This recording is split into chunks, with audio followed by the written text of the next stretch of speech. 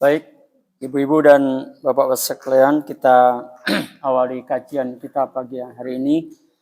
Assalamualaikum warahmatullahi wabarakatuh. Innal hamdalillah nahmaduhu wa nasta'inuhu wa nastaghfiruh wa natubu ilaih wa na'udzu billahi min shururi anfusina wa sayyiati a'malina. من يهده الله فلا مضل له ومن يضلل فلا هادي له وأشهد أن لا إله إلا الله وحده لا شريك له وأشهد أن محمدا عبده ورسوله يا أيها الذين آمنوا اتقوا الله حق تقاته ولا تموتن إلا وأنتم مسلمون وبعد اللهم صل على محمد وعلى آله وأصحابه ومن تبعهم بإحسان إلى يوم القيامة. فقال الله تعالى في القرآن الكريم يا أيها الذين آمنوا كتب عليكم الصيام كما كتب على الذين من قبلكم لعلكم تتقون. وقال الله تعالى أيضا ذلك ومن يعظم شعائر الله فإنها من تقوى القلوب. وقال نبي الله محمد صلى الله عليه وسلم في الحديث التقوى hahuna. Saudara-saudaraku seiman yang insyaallah dimuliakan Allah Subhanahu wa taala, baik yang langsung mengikuti dari Mushola Al-Jihad ataupun juga yang mengikuti dari rumah. Alhamdulillah, biidznillah atas izin Allah Subhanahu wa taala, hari ini kita memulai kegiatan kita bertolabul ilm. Semoga kajian kita pagi hari ini menjadi satu awalan kita tambah semangat kita untuk menuntut ilmu, dan mudah-mudahan ini menjadi bagian dari wasilah kita semuanya untuk bisa menggapai surganya Allah Subhanahu wa taala. Salawat serta salam senantiasa kita sampaikan pada junjungan kita Nabiullah Muhammad sallallahu alaihi wasallam. Sebelum jauh tentu saja saya tak akan bisa datengin ibu satu persatu, ya. Juga demikian bapak-bapak, maka pada kesempatan pagi hari ini yang cerah ini saya sampaikan, saya atas nama pribadi juga keluarga, taqabbalallahu minna wa minkum. Baik saudaraku seiman, sebagai pembuka, karena tema kita adalah melanggengkan amaliyah Ramadan. Meskipun nanti ada selipan berkaitan dengan evaluasi tentang ketakwaan kita. Ya. Maka sebagai penghantar, saya ingin mengucapkan satu kalimat yang ini sudah bertebaran di dunia medsos yang harus kita renungkan. Jadilah hamba Allah yang Rabbani. Jangan menjadi hamba Allah yang Ramadhani. Ya. Jadilah hamba Allah yang Rabbani. Jangan menjadi hamba Allah yang Ramadhani. Apa sih itu maksudnya? Ya.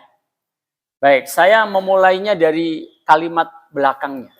Jangan menjadi hamba Allah yang Ramadhani. Karena ada kalimat Ramadhani, maka ini diidhofkan, disandarkan kepada bulan Ramadan. Semua kita menjadi hamba Allah. Ya, semua kita menjadi hamba Allah. Tetapi hamba Allah itu mempunyai berbagai tipologi, ya, model-model, macam-macam, ya, hamba Allah itu. Utamanya berkaitan macam-macamnya dalam hal kekuatan untuk beribadah. Ya. Maka Sebagaimana yang telah kita alami bersama dan setiap tahun juga selalu berulang seperti itu. Ya. Kalau bulan Ramadan, Masya Allah, Alhamdulillah, masjid musola dimakmurkan oleh kaum muslimin. Muslimah juga nggak ketinggalan gitu ya, Masya Allah ya. Bahkan kemudian di dalam bulan Ramadan juga, nyaris fakir miskin itu diopenin banget gitu. Betul nggak Bu? Fakir miskin tuh benar-benar diopenin kalau dalam bulan Ramadan. Kenapa kaitannya? Karena kaum muslimin di dalam bulan Ramadan seneng banget bersodakoh gitu. Seneng banget berinfak. Masya Allah ya. Di dalam bulan Ramadan juga nyaris dalam hal pemakmuran masjid dan musola, bahkan termasuk pemakmuran rumah. Ya. Kaum muslimin muslimat getol banget, semangat banget di masjid, di musola, di rumah baca Quran. Betul nggak? Khatam berapa kali Bu? Ada yang 5 kali. Angkat tangan yang 5 kali. Tak kasih hadiah. Mumpung masih ada untuk hadiah. Ada yang 4 kali, 3 kali, ada yang 1 kali. Enggak masalah. Bukan masalah kali-kali berapa, enggak ya. Tapi yang jelas di dalam bulan Ramadan semangat untuk beramaliyah dalam hal qiraatul Quran, membaca Al-Quran. Di dalam bulan Ramadan juga, Masya Allah luar biasa ya. Berbagai amaliyah, bahkan sholat sunnah, kemudian dilakukan secara berjamaah, khususnya sholatul lail, yang kita sebut dengan tarawih. Bahkan kemudian di 10 hari terakhir masih ada juga yang nambah, seperti juga di Masjid Al-Muttaqin ya. Itu setiap 10 hari terakhir itu sholatul lail, setelah sholat tarawih, malamnya ya mulai dari 2:30 itu sholat malam sampai kemudian menjelang sahur gitu ya. Masya Allah ya. Nyaris semua masjid seperti itu ya. Pendek kata, benar-benar wujud dari semangatnya kaum muslimin di dalam beribadah, tapi kaitannya dengan bulan Ramadan. Akan tetapi, bukankah Ramadan itu hanya dalam hitungan beberapa hari saja? Ya maksimal 30 hari. Maksimal 30 hari. Walaupun kemarin berakhirnya ada terjadi perbedaan. Madhab Muhammadiyah sama madhab pemerintah. Ya udah biarin aja. Ya. Nggak usah dibahas, ngapain dibahas. Ya. Nah saudaraku seiman ya. Maka Ramadan karena hanya dalam hitungan beberapa hari, maksimal 30 hari.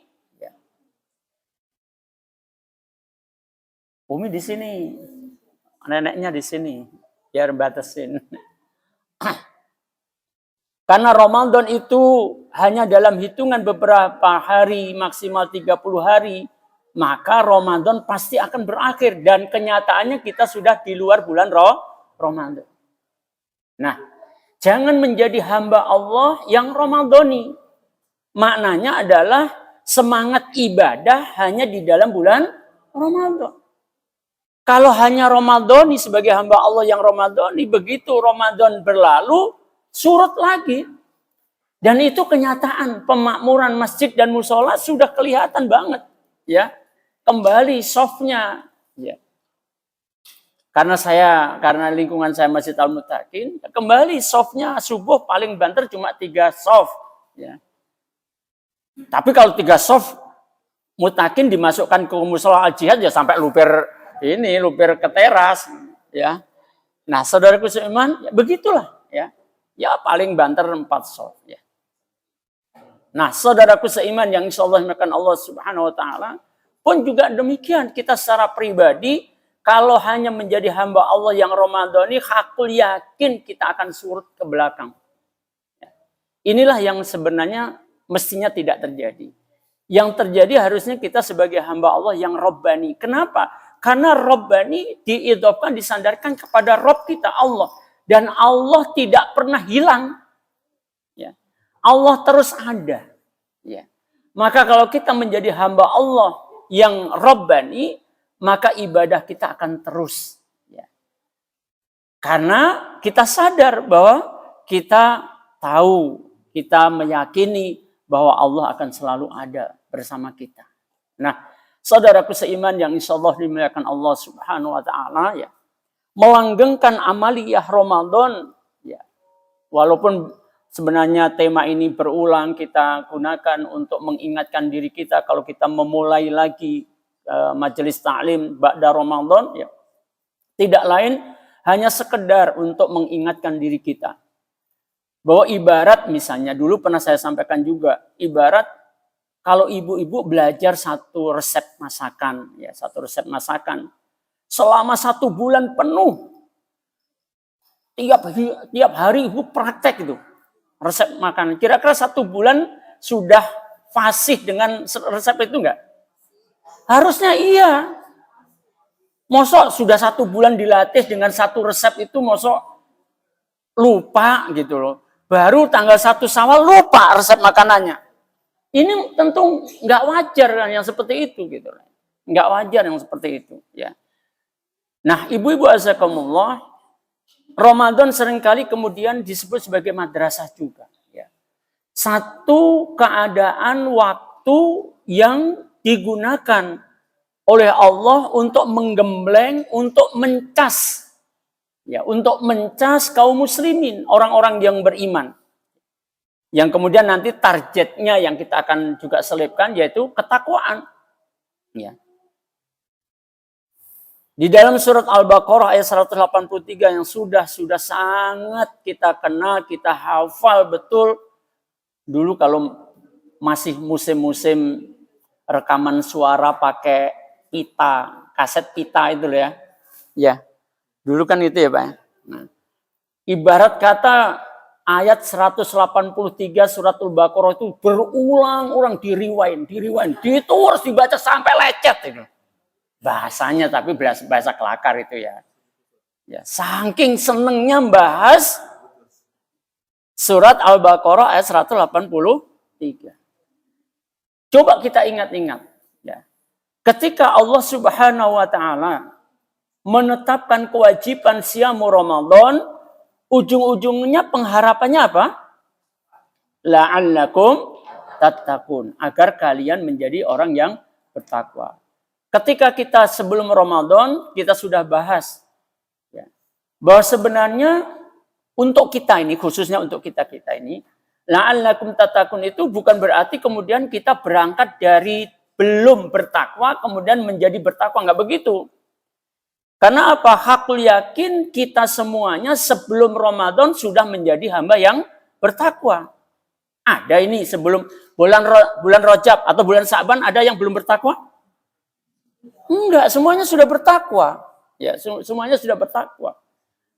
Dan kalimat ayat 183 didahului dengan ya ayyuhalladzina amanu. Berarti sudah ada keimanannya.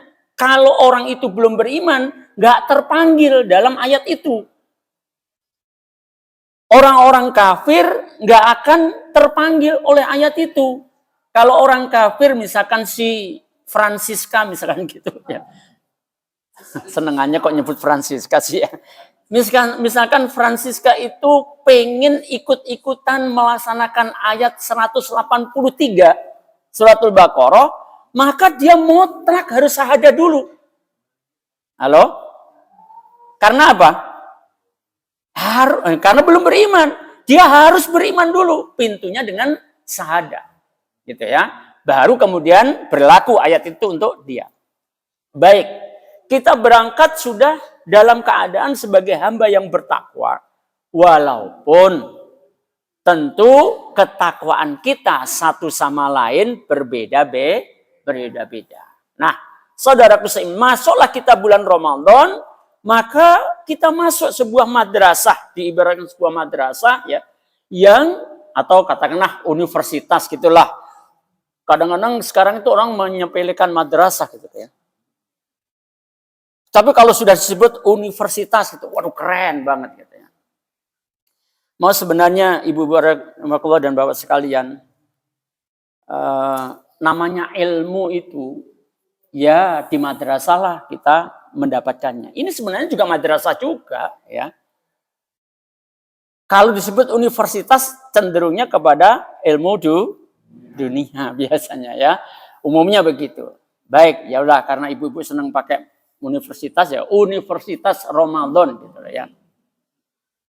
Dan kita tahu kalau universitas yang mempunyai gedung yang kemudian nanti pada akhirnya yang lulus dari universitas itu kemudian dia mendapatkan titel yang kemudian titel itu dikuatkan dengan pernyataan satu lembar kertas tertulis ya, bahwa mahasiswa yang bernama ini telah lulus dengan predikat apalah dengan nilai berapa.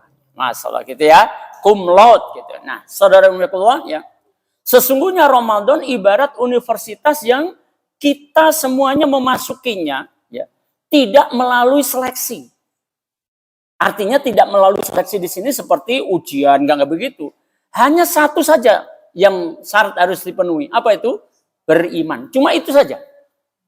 Maka oleh sebab itu orang-orang beriman yang dia sebagai pejabat atau dia hanya rakyat biasa, orang-orang yang beriman yang kaya raya ataupun termiskin di dunia sekalipun, ya, ketika datang bulan Ramadan, maka semua secara otomatis menjadi mahasiswanya Ramadan, ya, menjadi mahasiswanya Universitas Ramadan.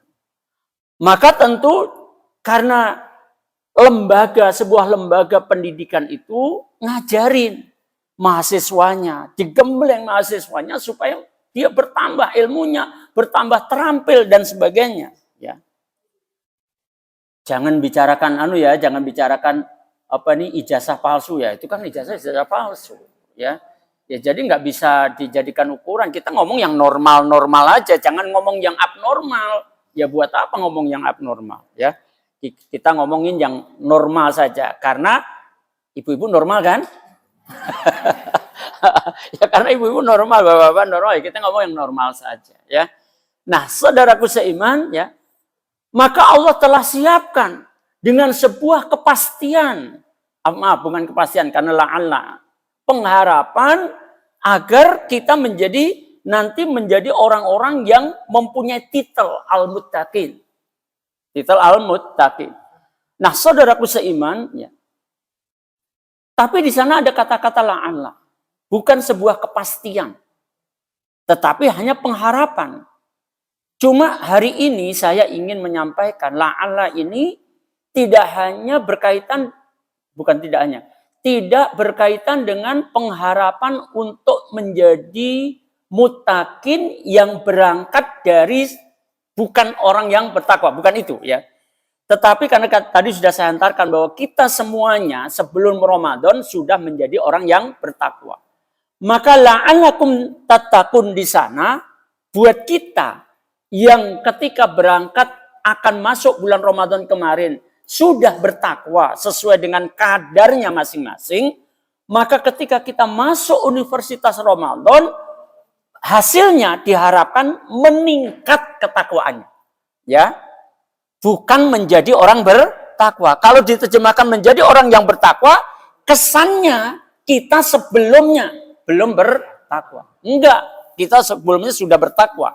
Maka Ramadan tahun lalu, kemarin, nanti, kapanpun yang kita sudah lalui, maka hendaklah menjadikan kita bertambah-tambah ketakwaan kita.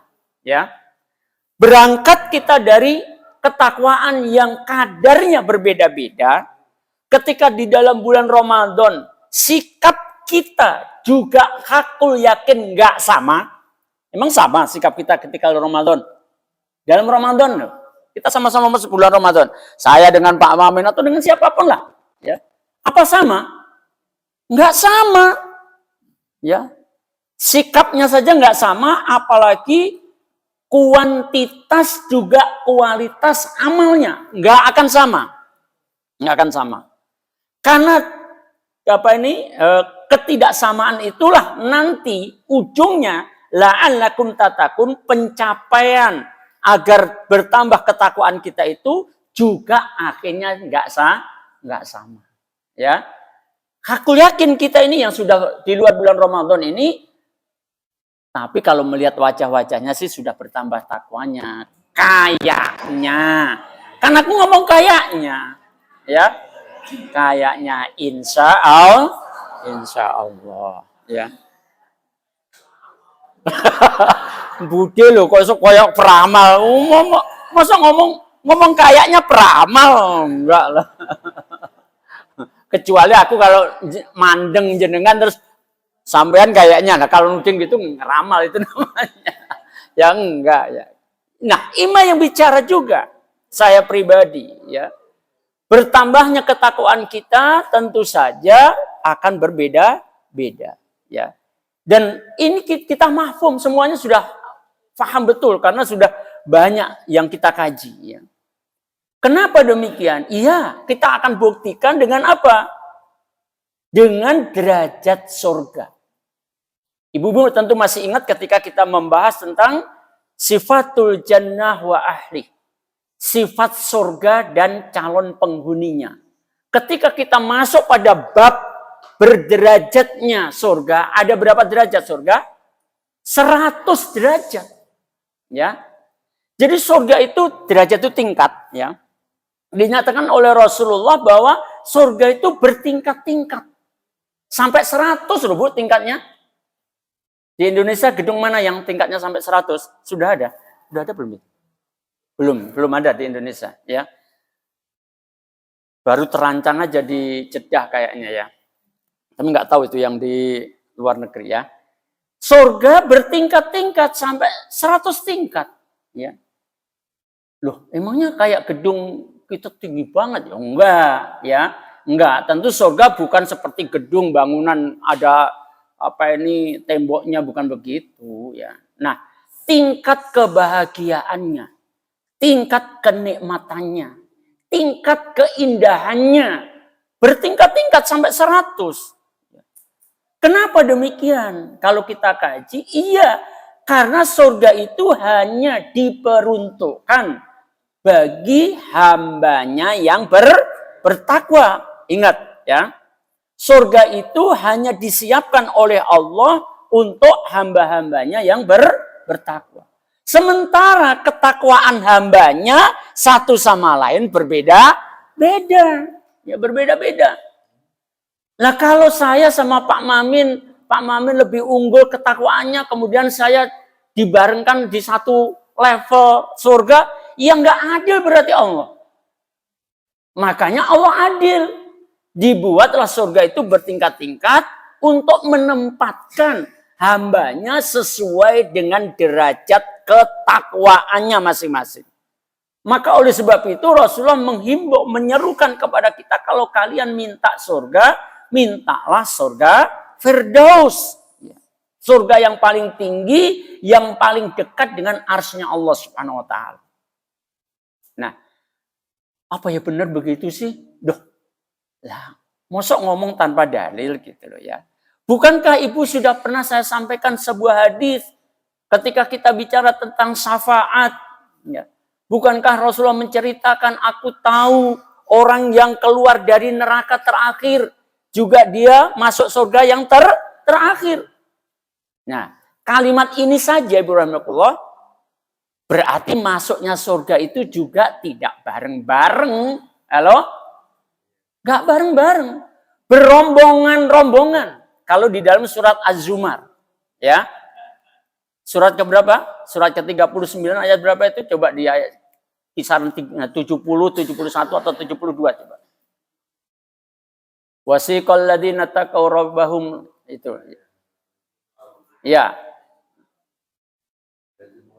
Umi Nurul ayat yang keberapa itu? Yang orang yang bertakwa. Kan diawalinya ada orang yang kafir. Kemudian dua ayat berikutnya orang yang bertakwa. Surat Az-Zumar. Surat ke-39.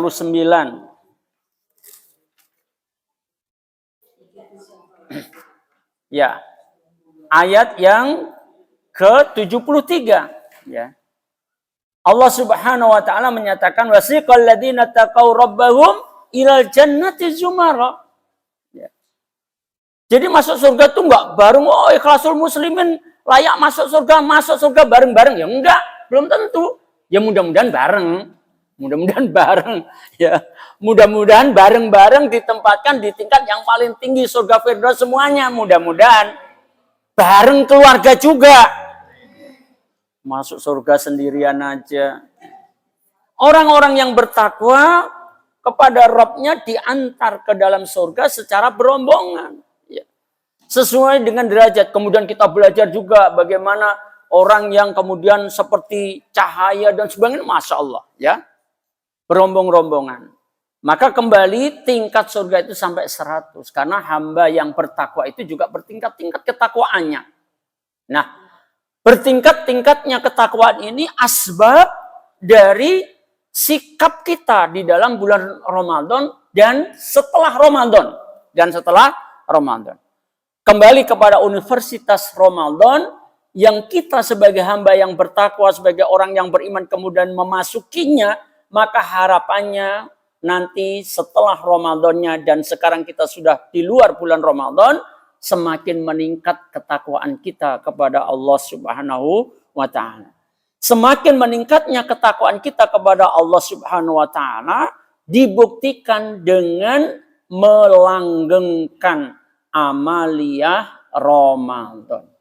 Karena kita dibiasakan di dalam bulan Ramadan sebagaimana tadi gambaran ya. Ketika bulan Ramadan terjadi pemakmuran masjid dan musola, maka harusnya kalau kita terlibat di dalam pemakmuran masjid dan musola, kita harus bisa mempertahankan itu di luar bulan Ramadan. Bagaimana dengan wanita? Nah, di dalam kajian Al-Jihad waktu itu sampai saya katakan, Al-Jihad boleh memotori, memberikan semangat. Wanita sholatnya di rumah aja. Benarkah Mbak ya? Saya sampaikan itu. Ya. Kenapa? Karena memang Rasulullah memberikan keutamaan tersendiri bagi wanita. Rumah itu lebih utama. Bahkan Rasulullah memberikan penggambaran semakin tersembunyinya tempat ibadah wanita di dalam rumahnya itu semakin utama. Ya. Walaupun kemudian juga saya sampaikan, Rasulullah juga tetap mengizinkan wanita ke masjid. Bahkan suaminya nggak boleh ngelarang kalau istrinya izin ke masjid. Ya, kemudian saya ingatkan juga, kalau memang sudah diizinkan oleh suami, ingat jangan menimbulkan fitnah. Ya, ke masjid aja pakai dandan, siapa sih yang mau ngelihat? Nah, ya memang kodratnya wanita ya maca, ya masak gitu kan? Ya deh.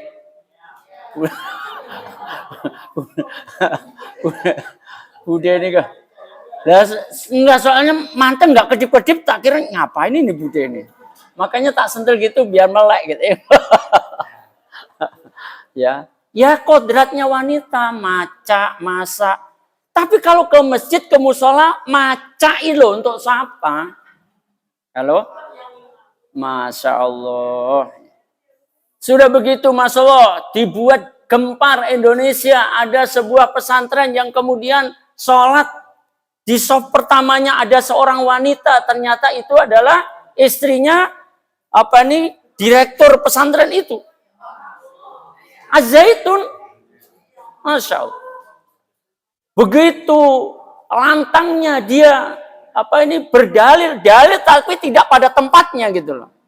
Berdalil tapi tidak pada tempatnya, ya.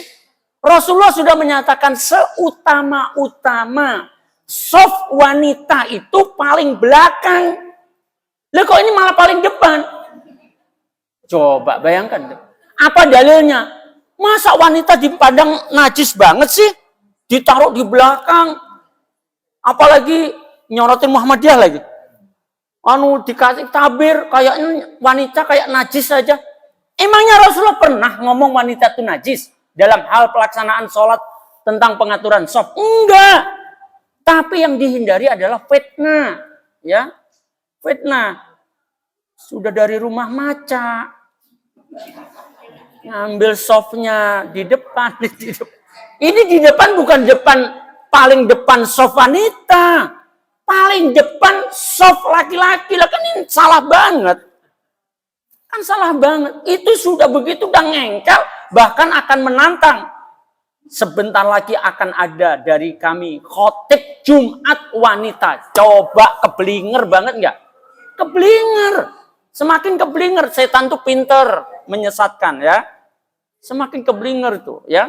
Nah, saudaraku seiman, jadi Rasulullah juga membolehkan wanita ke masjid.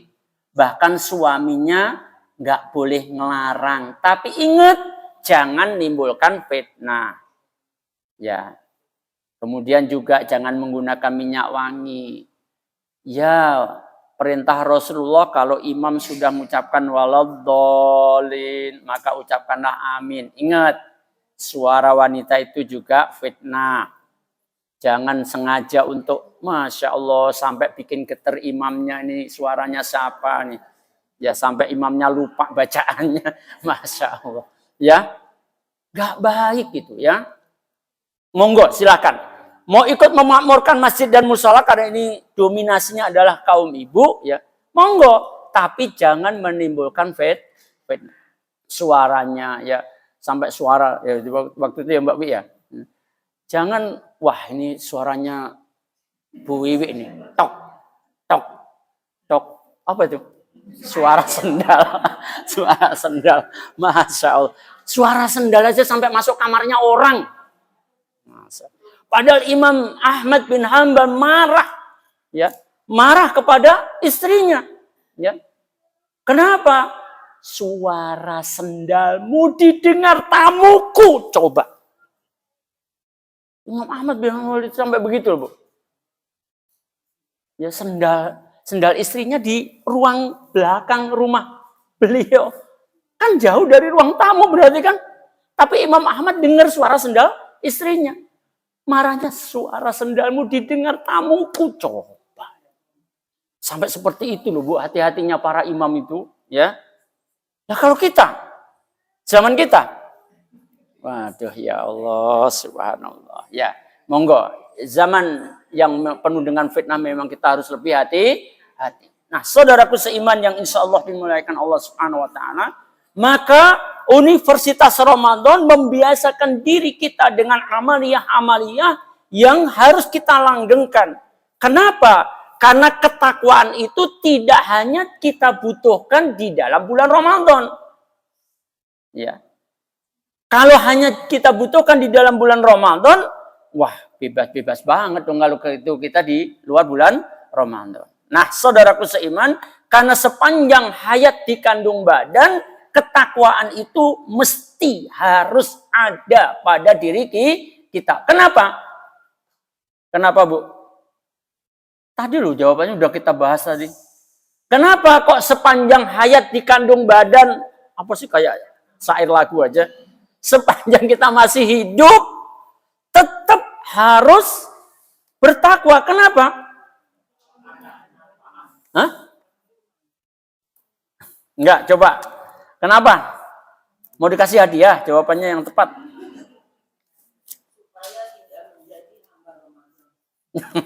Enggak, bukan itu. Apa? Ibu kalau sudah tidak hidup, aku nggak ngomong mati, kalau mati serem soalnya.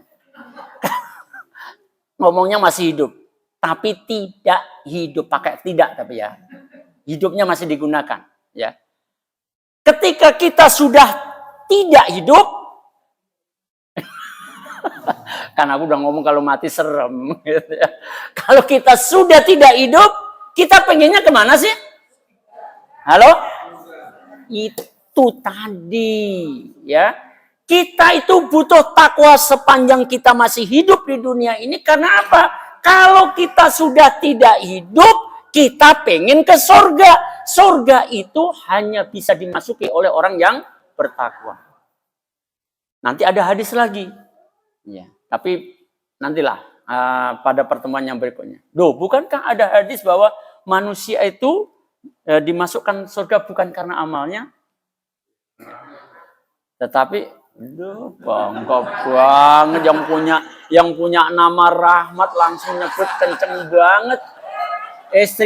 Istrinya terus senyum. Masya Allah.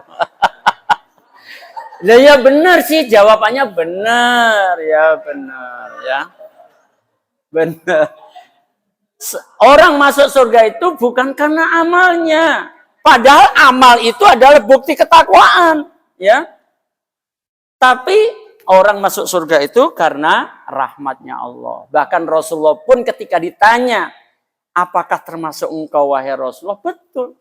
Rasulullah pun juga masuk surga bukan karena amalnya, tapi karena rahmat Allah Subhanahu wa taala. Nah, terus bandingan amal kita dengan amalnya Rasulullah kayak apa? Pakai banget tahu. Ya pakai banget loh Bu Ros. Banget tapi bukan cuma banget. Jauh banget. Ya.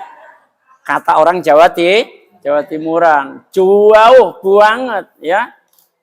Nah, Ibnu Katsir di dalam mentafsirkan tentang amal yang menyebabkan masuk surga ya. Karena ada beberapa ayat yang menunjukkan bahwa kita masuk surga itu karena amal. Apa maksudnya kalau begitu kok beda dengan hadis gitu ya?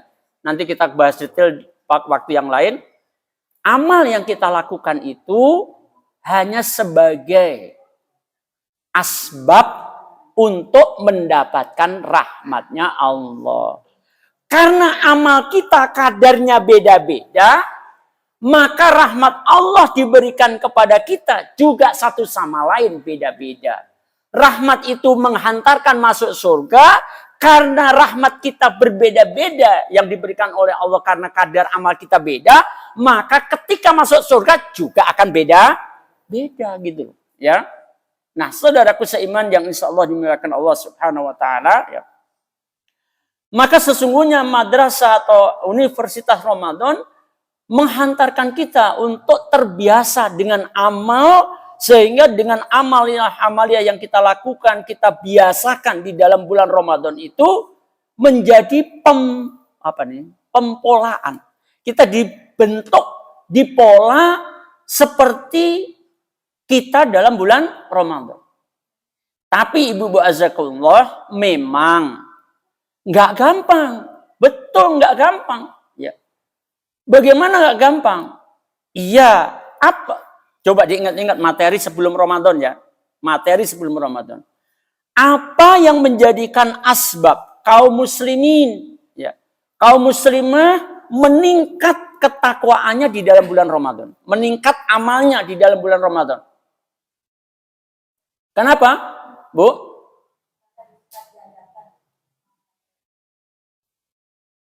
Emangnya kalau di bulan lain nggak dilipat gandakan? Saya tanya, karena ibu jawabnya itu.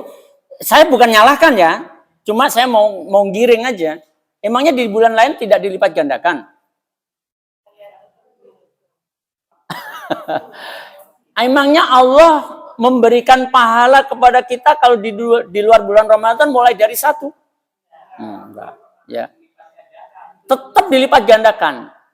Mungkin yang dimaksud ibu kalau dalam bulan Ramadan lipat gandanya itu lebih dilipat gandakan. Oke, tapi bukan itu yang ingin saya capai jawabannya. Naam. Karena Rasulullah mengkhabarkan bahwa apabila datang bulan Ramadan, salah satu di antara 3 yang dikhabarkan oleh Rasulullah, selain pintu surga dibuka, pintu neraka ditutup, yang ketiga apa? Setan-setan dibelenggu. Siapa sih yang membujuk-bujuk kita untuk malas beramal? Setan. Setan yang mana ini? Saya Utsaimin menjelaskan utamanya adalah setan dari jenis jin. Nah, saudaraku seiman, kalaulah ini kan sudah pernah kita bahas sebelum Ramadan, kalaulah ternyata di dalam bulan Ramadan masih juga ada orang yang berbuat maksiat, berarti dia setan ya. Tapi bukan setan jenis jin karena kelihatan ya. Setan dari jenis manusia. Ya, kita sudah tahu bahwa setan itu makhluknya dua, jin dan manusia. Nah, saudaraku seiman yang disampaikan Allah Subhanahu wa taala, karena pengganggu kita itu sudah dibebaskan di luar bulan Ramadan. Nah, ini tantangan yang paling berat. Ya, ini adalah tantangan yang paling berat. Ketika di dalam bulan Ramadan dia dibelenggu oleh Allah sehingga meningkat ketakwaan amaliyahnya orang-orang yang beriman, ya. Sebagaimana tadi saya uraikan, jadilah hamba Allah yang Rabbani, jangan menjadi hamba Allah yang Ramadhani, ya. Ketika kita di dalam bulan Ramadan meningkat pesat tentang amaliyah kita karena yang ganggu kita lagi dibelenggu oleh Allah Subhanahu wa taala. Walaupun kadang ibu-ibu dan bapak sekalian, karena kita di luar bulan Ramadan itu sering terbawa-bawa oleh bujuk rayu setan, maka ketika di dalam bulan Ramadan pun kadang-kadang rayuan setan yang masuk ke dalam hati kita itu masih ada bekasnya. Kadang-kadang kita masih malas juga di dalam bulan Ramadan. Kan gitu kan? Mungkin awalnya semangat, begitu udah 10 hari mulai kendor. Itu kan menunjukkan bahwa memang ya begitu. Ya. Bekasnya itu ada. Nah, tetapi kembali bahwa bulan Ramadan selama 1 bulan kita disemangati seperti itu. Dengan pahala yang dilipat gandakan, dengan ampunan yang disiapkan oleh Allah, semua disandarkan paling banyak hadis-hadis bicara tentang Ramadan, semuanya banyak membicarakan tentang ghufirallahu ma taqaddama min danbi, baginya ampunan atas dosa-dosanya yang telah lengkap di dalam bulan Ramadan, menghantarkan hamba itu menjadi hamba yang sukses mendapatkan pahala yang berlipat ganda, sukses untuk mendapatkan ampunannya Allah. Makanya waktu akhir kita taklim sebelum datang Ramadan, ya, bulan Sa'ban, saya tutup waktu itu. Seandainya Ramadan nanti, ya, waktu itu bulan Sa'ban ya, saya bicara nanti karena masih bulan Sa'ban waktu itu, ya. Seandainya Ramadan nanti kita diberitahu oleh Allah, wahai hambaku, Ramadanmu sukses. Aku terima semua amaliyahmu. Ya. Kalau semua amaliyah kita diterima oleh Allah, berarti kita dapat pahala yang berlipat ganda. Berarti kita suci. Sudah dihapuskan semua dosa-dosa kita. Mau nggak kamu aku cabut nyawamu tanggal 1 Syawal? Enggak, waktu itu enggak kompak kok. Waktu itu enggak kompak. Ada yang masih pengen nungguin cucunya, ada, Masya Allah gitu. Iya. Iya Bu Lapi ya. Coba kalau spontanitas saya kasih kertas kecil-kecil, jawab. Nggak usah kasih nama supaya nggak ketahuan. Ya. Aku yakin kita juga nggak siap juga. Tetap aja nggak siap. Iya, itu kan cuma permisalan saja. Dan tidak akan pernah ada yang diberitahu oleh Allah Ramadanmu itu berhasil atau tidak. Bagaimana kita mengukur Ramadan kita berhasil atau tidak?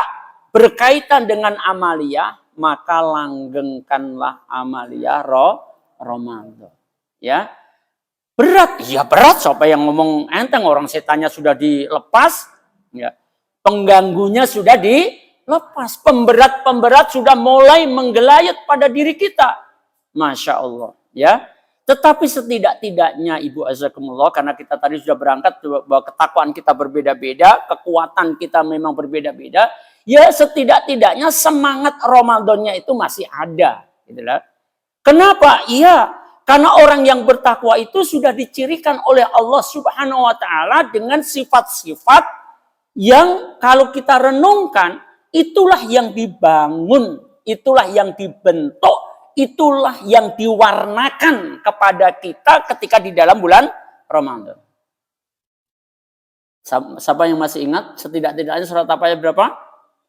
Alladzina yunfiquna fis sarra'i wad-dharra'i wal kadhiminal ghaidha wal 'afina 'anil nas wallahu yuhibbul muhsinin.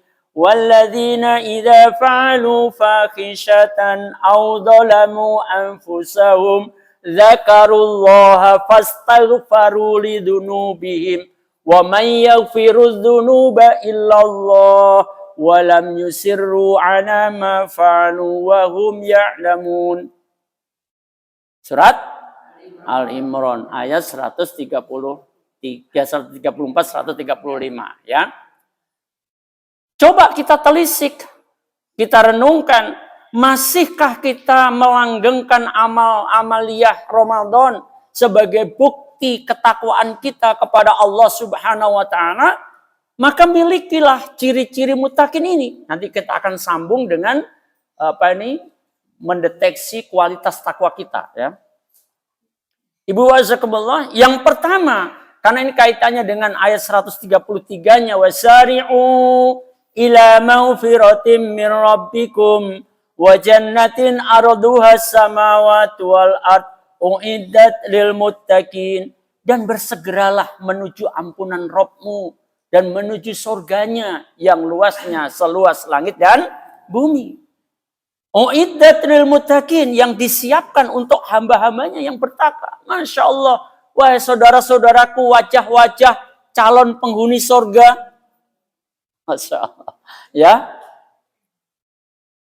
kalau saya aku yakin kok bahwa ini adalah calon penghuni surga. Sekarang loh ya. Iyalah sekarang, wong ketemunya sekarang. Kan Allah sudah berpesan, wala tamutunna illa wa antum muslimun. Ya. Dan janganlah kamu mati kecuali dalam keadaan muslim. Kan jenengan sekarang muslim semua kan? Sekarang. Halo? Kan kita nggak tahu akhir hidup kita. Ya.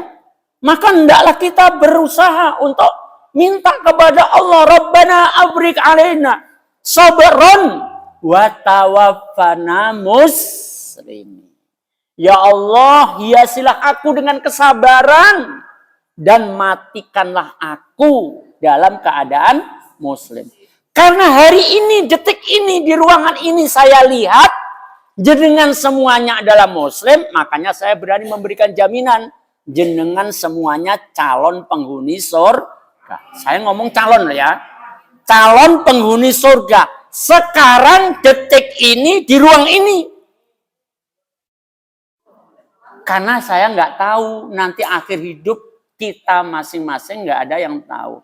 Tapi dengan doa tadi, mudah-mudahan Allah menjaga keislaman kita, keislaman keluarga kita yang sama juga dengan ketakwaan kita, ketakwaan keluarga kita, sampai kita dan keluarga kita menghadap Allah sebagai muslimin, muslimah, ya, sebagai orang-orang yang bertakwa. Nah, saudaraku seiman yang insya Allah dimuliakan Allah Subhanahu wa taala.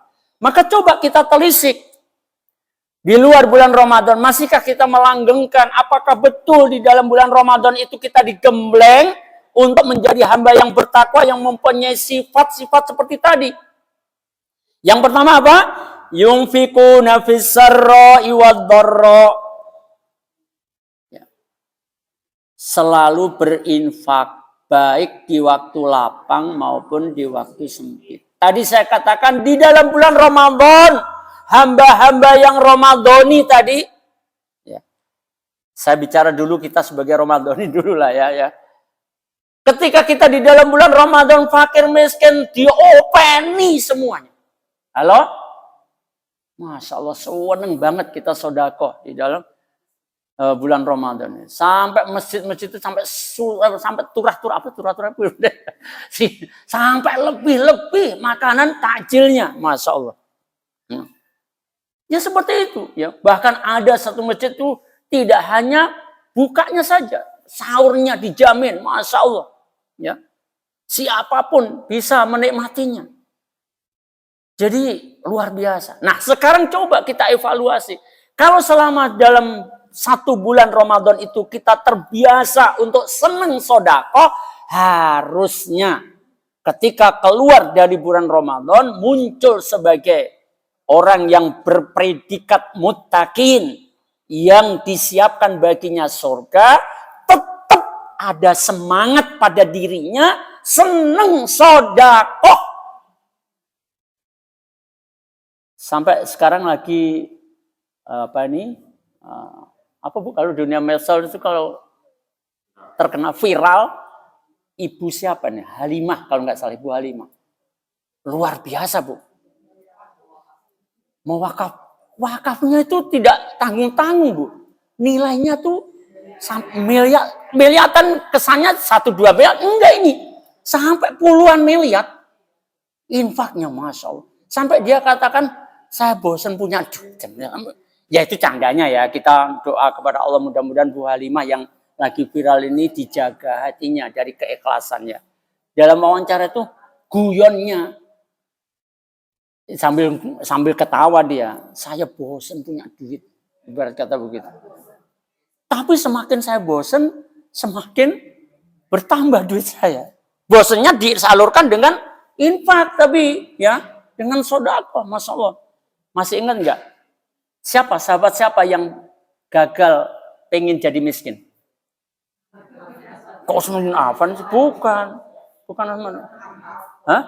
Abdurrahman bin Auf. Sahabat yang selalu gagal pengen jadi orang miskin. Coba. Lah kita nggak pengen miskin, ya miskin. Kan beda banget ya. Kok iso ya? Masya Allah. Abdurrahman bin Auf sampai ke pengennya miskin ini, Bu rahimahullah. Cerita yang paling populer, beliau nekat beli kurma busuk. Dari sebuah negeri dikabarkan bahwa kurmanya membusuk semua, panen kurma membusuk semua. Ya. Abdurrahman bin Auf mengeluarkan dananya karena saking pengen miskin. Dibeli itu kurma busuk itu. Seluruh negeri itu kurmanya dibeli oleh Abdurrahman bin Auf. Ya kurma busuk buat apa? Tapi begitu kurma busuk itu ada di gudangnya Abdurrahman bin Auf, datang dari negeri lain nyari obat. Dan menurut tabibnya hanya bisa disembuhkan dengan kurma busuk. Coba. Akhirnya utusan negeri ini yang mencari obat dari kurma busuk tadi, kurma busuk yang di gudangnya Abdurrahman bin Auf itu dibeli berlipat ganda. Coba tuh. Gagal lagi jadi orang miskin. Tadinya beli kurma busuk hanya pengen jadi orang miskin ya. Gagal lagi, gagal maning. Masya Allah. Nah begitu. Nah, semangat sodako diajarkan di dalam bulan Ramadan, maka di luar Ramadan juga kita harus menjaganya. Pun juga demikian, Ibu rahmatullah. Ciri berikutnya apa? Wal kadhiminal ghaidho, sanggup mengelola amarahnya, menahan amarahnya, sampai diajarkan di dalam bulan Ramadan kalau kita lagi dicaci maki orang, ya, diajak berantem gitu ya, maka katakan ana shaim, aku sedang puasa. Enggak untuk meladeninya. Masya Allah.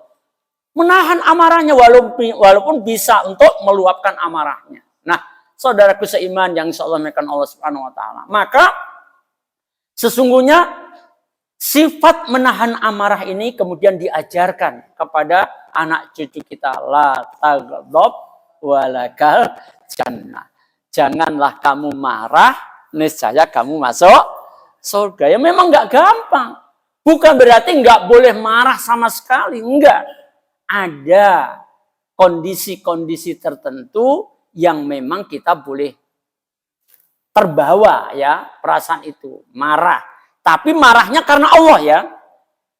Marah karena Allah itu bisa dibuktikan seperti kisahnya Ali bin Abi Thalib radhiyallahu anhu ya, ketika dia perang ya.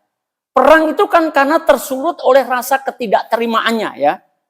Mesti terjadi peperangan. Kalau dua-dua pihak udah maaf-maafan aja, ya nggak ada perang kalau gitu. Udah maaf-maafan, iya deh.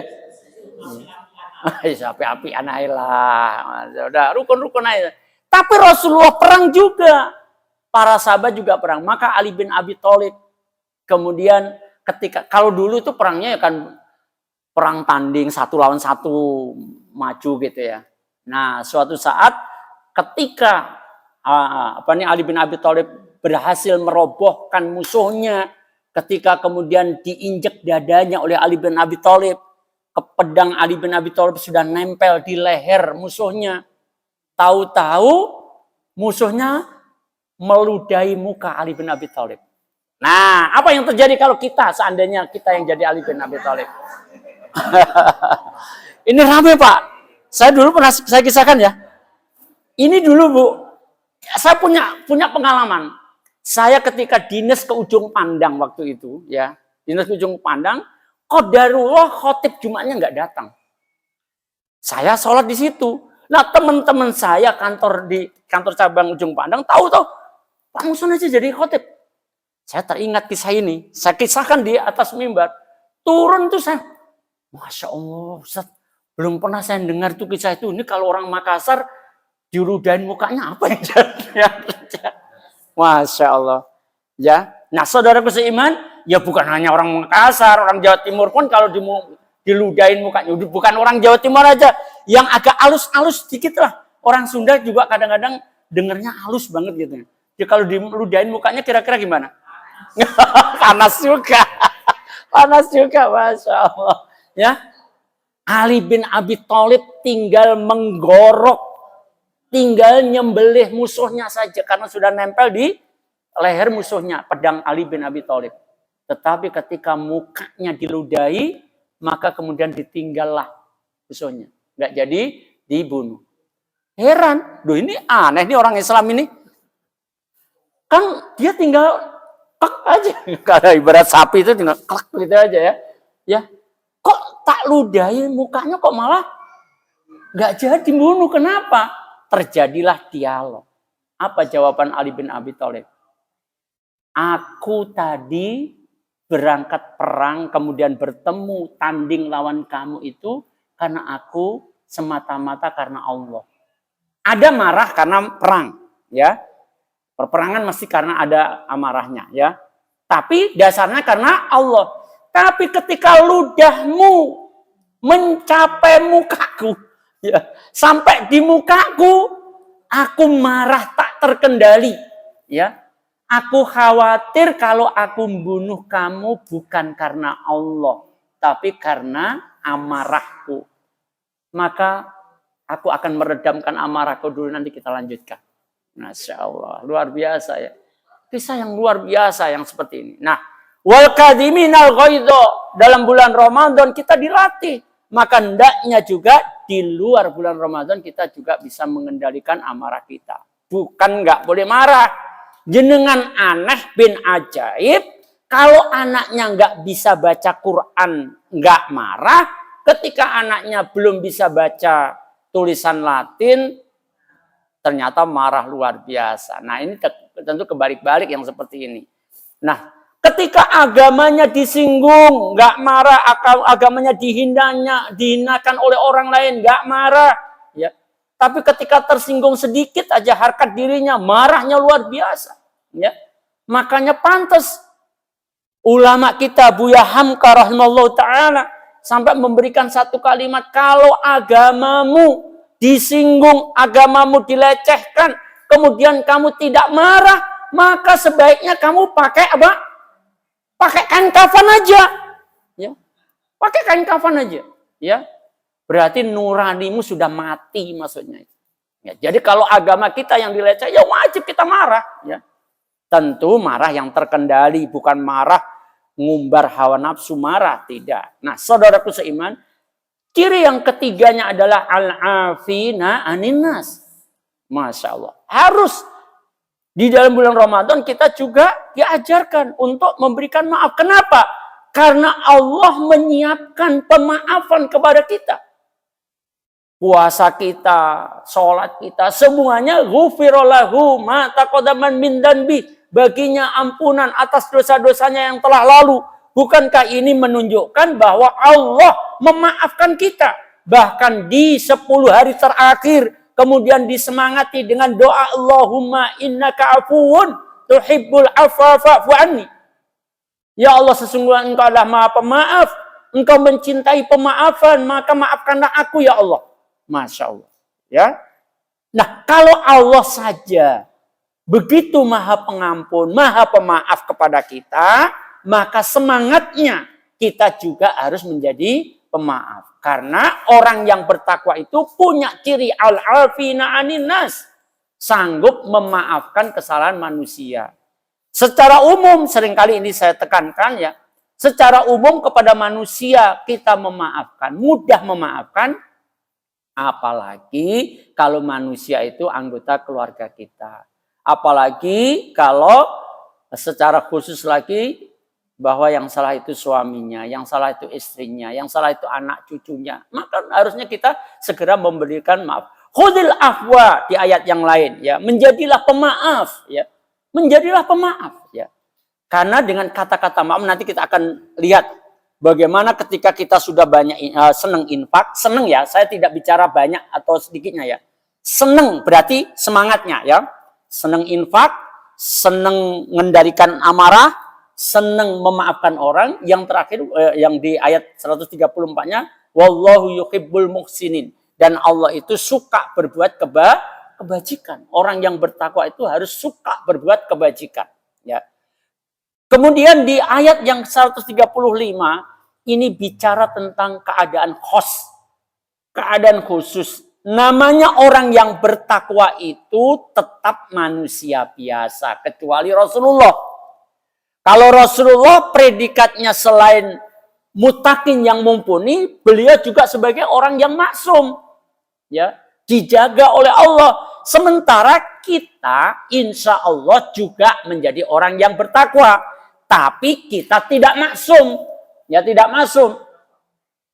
Berarti sangat mungkin kita berbuat salah. Maka ayat 135-nya Allah Subhanahu wa taala memberikan solusi dan menjadi sifatnya orang yang bertakwa kalau dia terlanjur walladzina idza fa'alu fahisatan aw dzalamu anfusahum ya.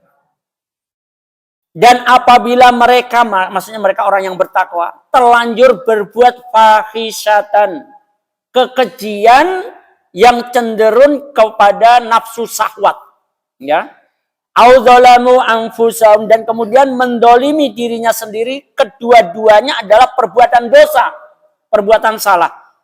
Dan ini sangat mungkin dilakukan oleh orang yang bertakwa. Ibu pernah nggak dolimi dirinya sendiri? Ditanya terus nunduk semua. Ya siapa yang nggak pernah lah, pastilah. Sahabat aja ketika turun ayat apa itu?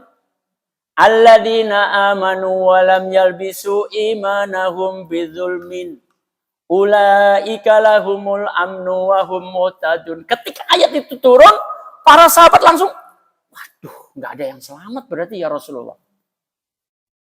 Kok nggak ada yang selamat? Iya. Karena merasa betul. Tidak ada seorang sahabat pun yang tidak pernah berbuat dolim. Karena syarat ulaika lahumul amnu wa hum muhtadun dalam ayat tadi. Ya. Surat apa yang bersini? Surat apa? Ayat berapa? Hah? Iya. Surat An-Nahl. Ya, ayat 82 kalau salah ya. Kok nakal sih? Al-An'am kalau nggak salah ya. Coba dilihat. Jadi orang-orang yang beriman yang tidak mencampur adukkan keimanannya dengan kezaliman. Ya. Nah yang ditangkap oleh para sahabat adalah kezaliman bermakna umum. Semua kezaliman. Ibu sengaja melupakan kewajibannya kepada suami, dolim enggak? Berat amat sih Pak.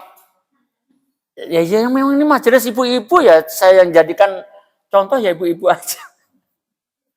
Ini akan ada bapak-bapaknya. Kalau bapak-bapak sengaja lalai urusan keluarganya, dolim enggak Pak? Biar imbang. Biar imbang. Dolim juga. Nah, saudaraku seimannya, dolim kita pasti pernah berbuat dolim. Ya. Kemudian apa? Maka baru dapat jaminan aman dan mendapatkan petunjuknya Allah. Maka para sahabat, waduh, nggak ada yang selamat kalau begitu. Maka kemudian dijelaskan oleh Rasulullah, khusus ayat itu bidzulmin maknanya adalah syirik. Jadi orang-orang beriman yang tidak mencampur adukkan keimanannya dengan kesirikan, maka dia dijamin aman. Ya, Ibu rahmatullah. Baik, kembali kepada orang-orang yang bertakwa, sangat mungkin dia berbuat zalim dan kita harus mengakui kita banyak berbuat zalim. Bahasanya kayaknya orang-orang nggak nerima kalau disebut banyak berbuat zalim. Saya robahlah. Kita hakul yakin akan mengakui bahwa kita banyak berbuat salah. Betul? Udah semangat kan kalau ini? Banyak berbuat salah. Benar apa enggak? Kalau zalim? Lah salah itu juga zalim juga. Ya nggak mungkin disebut salah kalau nggak zalim. Ya. Apa dasarnya? Apa dasarnya bahwa kita banyak berbuat salah? Sudah saya nggak gunakan kata zalim lah. Nggak disambut soalnya kalau kata zalim. Apa dasarnya? Pertama, hadis Rasulullah, kullu bani Adam khata. Setiap anak Adam banyak berbuat kesalahan. Yang kedua, diskusi yang bagaimana itu?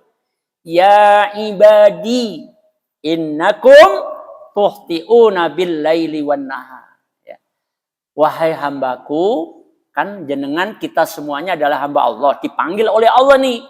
Kemudian diberitahu oleh Allah, innakum tuhti'una bil laili wan nahar. Sesungguhnya kalian itu banyak berbuat salah malam hari, siang hari. Jadi, ibu banyak, kita semuanya banyak kesalahan apa enggak? Banyak berbuat zalim apa enggak? Alhamdulillah mulai kompak. Ya, ya. Alhamdulillah mulai kompak. Nah, saudaraku seiman yang insya Allah dimuliakan Allah Subhanahu Wa Taala, ya. Maka oleh sebab itu orang yang bertakwa itu kemudian diberikan solusi dan menjadi sifatnya. Nah ini miliki sifat ini. Karena kita banyak salah, kita banyak berbuat zalim berarti ya. Banyak dosa, maka ketika kita terlanjur berbuat salah, bagaimana sifatnya orang yang bertakwa itu? Dzakarullah. Dia segera ingat Allah. Maka dalam bulan Ramadan sesungguhnya kita dibangun untuk menjadi hamba-hamba Allah yang mempunyai jiwa yang selalu ingat Allah Subhanahu Wa Taala. Betul nggak? Ya coba bayangkan ya. Coba ibu renungkan ya. Tidak hanya bicara tentang nahan lapar, nahan lapar, haus atau apa ini yang membatalkan som. Tidak hanya sekedar itu. Kita diajarkan oleh Allah untuk selalu ingat Allah. Ngapain ibu banyak baca Quran coba? Karena ingat Allah. Ngapain ibu banyak sodako?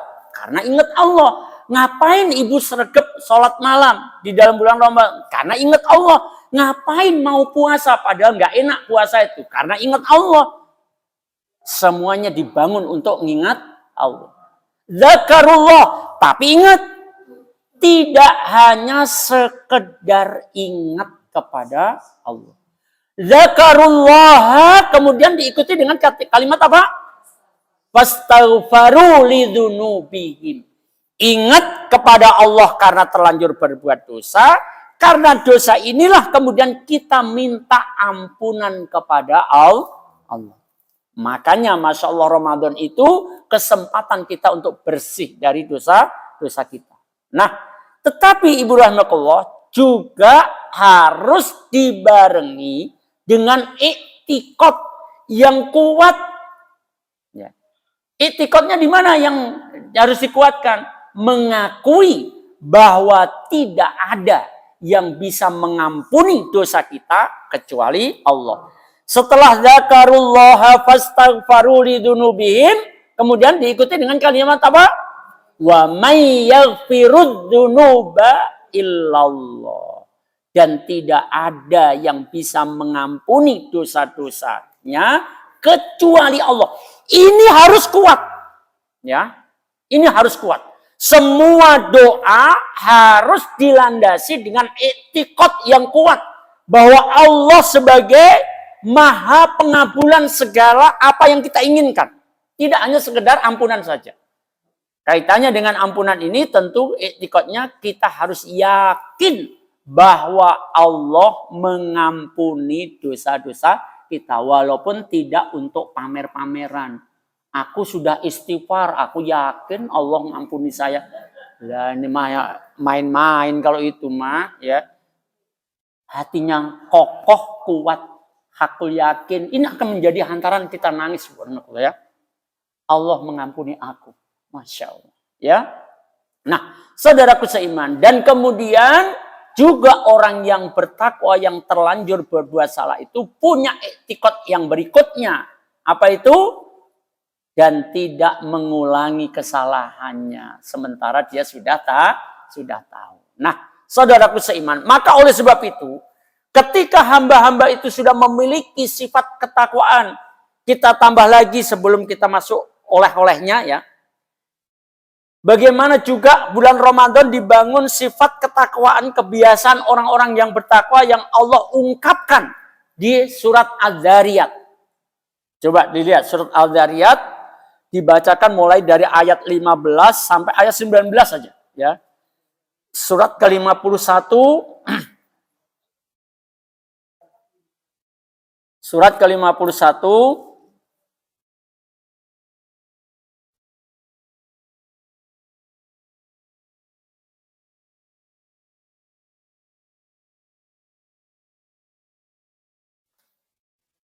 Surat ke-51 ayat 15 sampai 19 saja.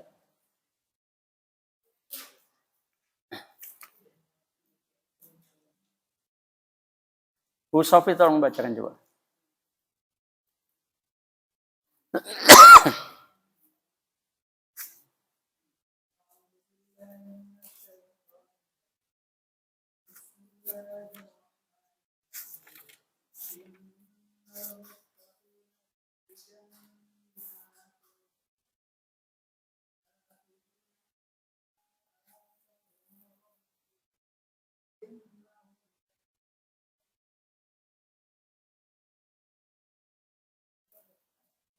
Sampai 19.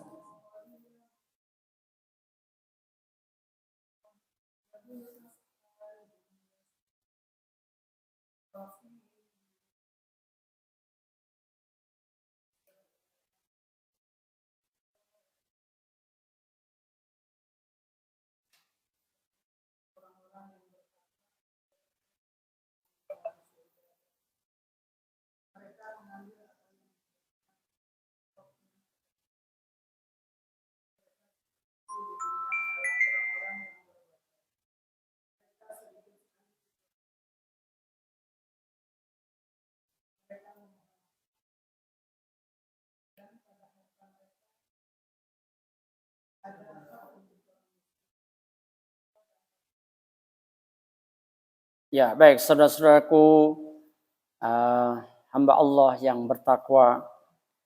Lihat di ayat 15-nya bicara tentang bagaimana Allah menempatkan orang-orang yang bertakwa di taman-taman surga. Ya, Masya Allah. Kemudian Allah juga mengungkapkan di ayat 16-nya. Ya, dua bagian di ayat 16 ini. Yang pertama adalah bicara ketika di surga itu mereka mengambil apa saja yang Allah berikan kepadanya. Ya. Kemudian Allah juga mengungkapkan sebelum mereka masuk surga, berarti ketika dia di dunia, ketika kita masih di dunia, orang yang bertakwa itu harus mempunyai sifat ini. Apa itu? Adalah orang-orang yang suka berbuat kebaikan. Tadi ayat 134-nya kan wallahu yuhibbul muhsinin, ya. Kemudian ayat yang ke-17-nya. Nah, ini kebiasaan malamnya.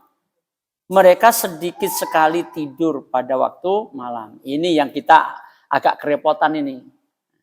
Kita masih sedikit juga tidur kita. Alhamdulillah sudah menjadi orang yang bertakwa. Cuma kita sedikitnya 2 kali. Sedikit-sedikit tidur. Ya kita memang, kan tadi sudah saya awali bahwa derajat ketakwaan kita beda-beda. Ini Allah bicara tentang ketakwaan yang mumpuni. ya. Orang coba perhatikan para ulama yang ulama salaf ya, yang sudah imam-imam madhab, mereka nyaris nggak tidur. Masya Allah, luar biasa ya. Ya memang begitu, tapi kita ya juga sedikit, tapi 2 kali sedikit-sedikit tidur. Itu kita ya, memang derajat ketakwaan kita belum bisa sama dengan mereka ya. Tapi insya Allah kita sudah menjadi orang yang bertakwa sekarang. Mudah-mudahan tetap terpelihara sampai mati nanti. Sampai tidak hidup kalau sampai mati. Nah, Ibu Rahmatullah, kemudian ayat 18-nya. Nah, ini kebiasaan yang dicoba Ibu renungkan. Bukankah di dalam bulan Ramadan kita dilatih oleh Allah untuk bangun sebelum subuh? Ngapain, Bu? Di dalam bulan Ramadan ngangeti sayur sambil ya, tapi berdasarkan ayat ini pun kita menjadi terbiasa di akhir malam kita selalu istighfar, kita minta ampunan kepada Allah. Titik beratnya adalah kegiatan akhir malam itu minta ampun. Minta ampun ya. Kemudian juga ayat 19-nya, lihat ini. Orang yang bertakwa itu nyadari bahwa di dalam hartanya, di dalam harta yang Allah titipkan pada dirinya, itu ada haknya orang miskin. Baik diminta maupun tidak diminta. Tadi sudah saya tekankan. Di dalam bulan Ramadan, fakir miskin diopenin banget. Ya kan? Saking senengnya sodako gitu loh ya. Nah, apakah kemudian di luar bulan Ramadan kemudian nunggu-nunggu, nggak ada yang minta bantuan ini gitu? Nggak ada yang minta sumbangan, Ben. Alhamdulillah nggak kurang harta. Jangan begitu. Yunfikuna fis sarra'i wad dharra. Ingat, orang yang bertakwa itu di dalam hartanya harus disadari, di dalam hartanya ada haknya fakir miskin, ya, haknya orang-orang miskin. Baik diminta ataupun tidak diminta. Ya. Berarti walaupun tidak ada yang datang untuk minta sumbangan, ingat harus dikeluarkan itu haknya orang miskin. Walaupun tidak ada yang minta, terserah ibu menyalurkannya kemana. Ya. Nah, ini kita punya program, sedikit saya singgung ya Bu ya. Ya. Kita kan sudah sekian tahun ya berusaha ya bersama-sama untuk menjadi orang tua asuh ya, orang tua asuh ya di Ma'had Darus Syifa Lombok ya, NTB ya kan ya. Setelah kira-kira 2 bulan atau 3 bulan akhir ini ya, setelah evaluasi, maka mulai bulan Syawal ini untuk dana operasional itu kegiatan itu tetap kita lakukan ya. Jadi orang-orang tua asuhnya juga tetap kita semangat ya. Kan waktu itu saya sampaikan, coba Bu Rahmatullah, kita nggak kenal mereka waktu itu ya Bu ya. Kita nggak kenal mereka, kita biayai mereka. Kemudian mereka berdoa untuk kita. Salah satu kaedah doa yang mudah dikabulkan adalah doa kita kepada orang yang tidak tahu bahwa dia didoakan. Kita juga nggak ngerti dia berdoa atau tidak. Kita nggak kenal, kita nggak pernah hubungan dengan mereka dalam bertemu fisik juga enggak. Tapi aku yakin para santri penghafal Quran di NTB Darus Syifa itu semuanya pasti mendoakan kita. Aku yakin betapa bahagianya kita. Itu tetap kita lakukan. Kita tetap akan menjadi orang tua asuh. Mudah-mudahan ibu tetap semangat ya. Karena nilainya waktu itu 2 juta gitu kan ya. Setiap bulan itu ya. Sisanya kemudian kita bantukan untuk operasional ponpes itu juga. Pondok pesantren itu juga. Setelah evaluasi, maka kita putuskan mulai bulan Syawal ini.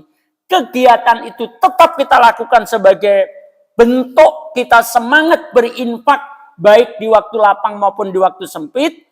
Bentuk untuk membuktikan bahwa kita orang yang bertakwa, sadar dalam harta kita ada haknya orang miskin baik diminta ataupun tidak diminta.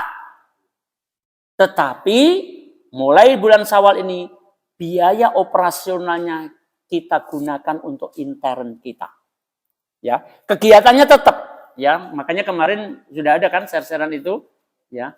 Tetap kita akan menghimpun dana itu, kita kolektif, nanti sebagian kita tetap gunakan untuk menjadi biaya orang tua asuh ke sana, sementara sebagian kita akan kelola untuk kepentingan intern Ikhlasul Muslimin. Sepakat Ibu ya? Karena kita butuh juga, kita butuh memperhatikan lingkungan kita juga ya.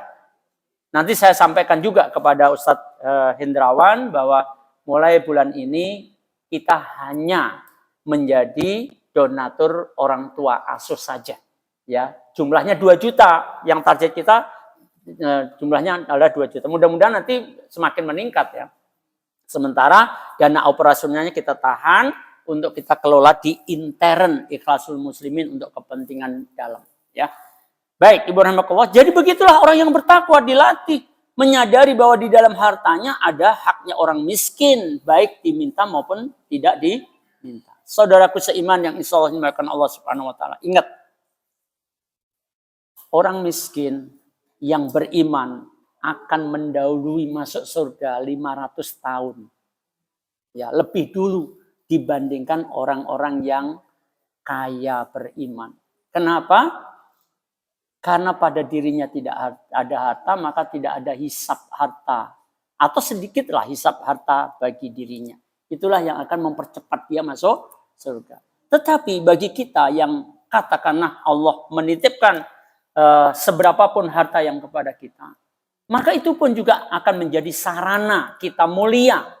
Asal kita membelanjakannya di jalan Allah Subhanahu wa taala. Baik, saudaraku seiman ya.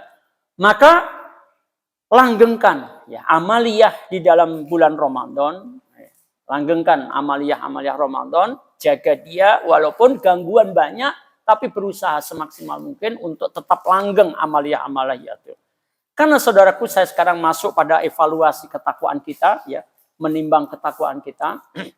Saudaraku seiman, kalau kita tadi bicara tentang ciri-ciri muttaqin, mulai dari surat Al-Imran ayat 134, 35, kemudian surat Al-Dzariyat, maka coba kita kunci dulu nih, apa yang Allah berikan ketika kita sudah mempunyai sifat-sifat yang seperti tadi.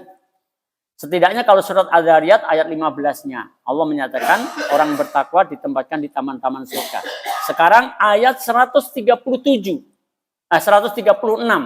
surat Al-Imran. Itulah Allah menyebutkan ulaika ya. Ulaika jazauhum maghfiratum mir rabbihim wa jannatun dan seterusnya itu ya. Surat Al-Imran ayat 136. Inilah perolehannya ketika kita sudah mempunyai sifat-sifat ketakwaan. Bu Win tolong dibacakan.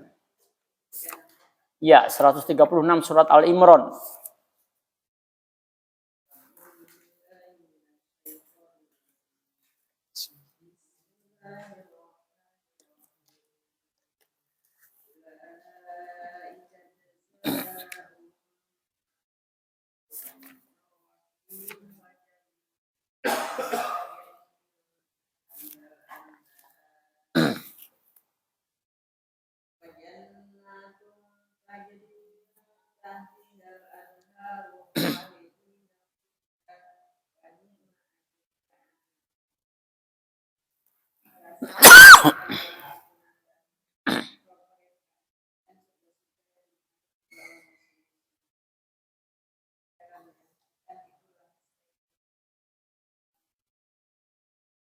Ibu tolong sebelum kita bahas ayat ini jawab dengan tepat dulu ya.